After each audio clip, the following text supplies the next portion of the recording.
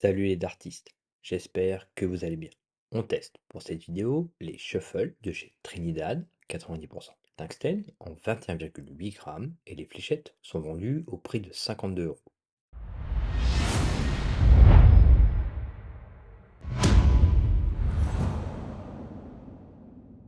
Je remercie Trinidad de m'avoir envoyé ces fléchettes. Je vous mets le lien de leur site en description de vidéo ainsi que des sites où vous pouvez retrouver ce modèle.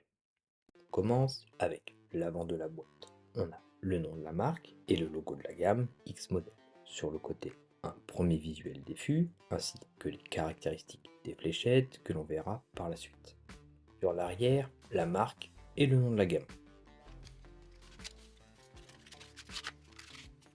À l'intérieur, dans une coque en mousse, on a 3 ailettes standards 100 microns, 3 tiges intermédiaires Python ainsi que les 3 fûts dans leur protège-pointe. Le fût mesure 45 mm de long pour 7,4 mm de diamètre au plus épais avec des pointes de 30 mm de long. On a un fût atypique avec sur l'avant un nez conique aminci avec des anneaux très fins et un fraisage perpendiculaire.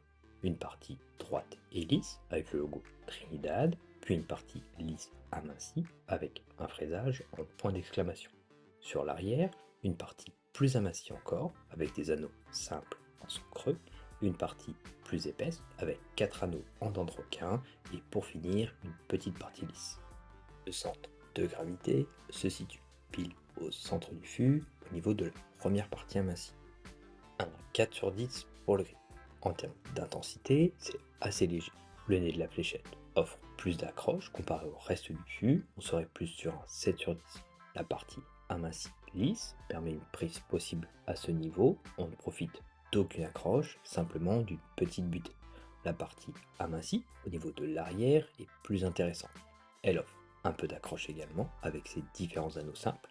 Elle offre également une très bonne prise en main à ce niveau et donne un bon repère pour y caler ses doigts.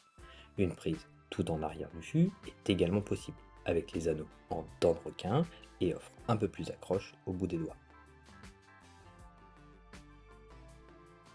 Les fléchettes ont un bon vol dans l'ensemble, mais avec la partie la plus amincie en arrière, c'est assez technique. Cela demande un lancer et un relâcher de la fléchette assez précis, même si celle-ci offre une excellente poussée lors de mes lancers, et c'est assez agréable, mais un petit changement peut vite avoir tendance à faire tournoyer la fléchette en vol.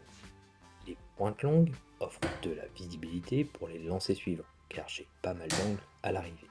Et avec mon lancer assez lent, je me demande si ce n'est pas ces pointes trop longues qui justement rajoutent de l'angle à l'arrivée. Des fléchettes très spécifiques, agréables à prendre en main, mais à condition d'avoir une prise pouvant correspondre à ces fûts.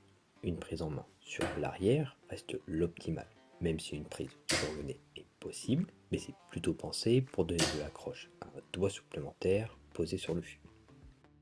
Passons au test complet. En utilisant des tiges courtes, ça fonctionne. Je m'attendais à plus d'angle à l'arrivée, on gagne en vitesse, mais la fléchette perd en stabilité durant son vol. Avec les tiges intermédiaires, c'est beaucoup mieux. La fléchette est plus stable en vol, avec une bonne vitesse, ça permet d'équilibrer un peu mieux la fléchette. Et pour les tiges médium, c'est la taille qui apporte le plus de stabilité à la fléchette. On a un bon équilibre en vol, même si la fléchette est un peu plus lente. Avec les slim, ça demande un lancer puissant et franc. Sinon, ça manque de stabilité en vol. Même si on a un vol rapide, ça peut vite avoir tendance à tournoyer en vol. Pour la forme poire, on gagne en portance et en stabilité. C'est un peu mieux, mais ça ne reste pas l'optimal. Pour la forme kite, ça fonctionne déjà mieux. Le vol est plus stable et on garde une bonne vitesse. Les standards, on gagne beaucoup plus en stabilité, mais le vol est beaucoup plus lent et on récupère de l'angle aussi. Et pour les Implex, c'est la forme qui apporte le plus de stabilité à la fléchette durant son vol, avec un vol lent également comparable à la forme standard. Pour la personnalisation de ces fléchettes, j'ai choisi des Condorax transparents et rouges en taille intermédiaire.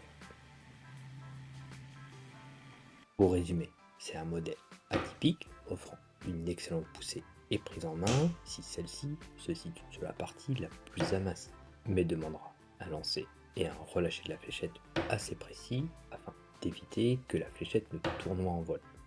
Les shuffles sont des fléchettes très spécifiques qui ne pourront convenir à tous les joueurs, avec deux prises en main optimales situées soit sur la partie la plus amincie, soit tout en arrière du fût. Fléchettes agréables à jouer qui changent des modèles plus classiques s'il y a la possibilité de trouver un lieu permettant de pouvoir les tester avant achat, ça reste le mieux, ou d'être vraiment sûr de où se situe votre prise en main afin d'en profiter pleinement. Merci d'avoir regardé cette vidéo et merci à Trinidad.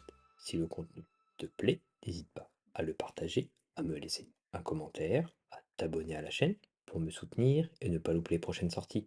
À bientôt.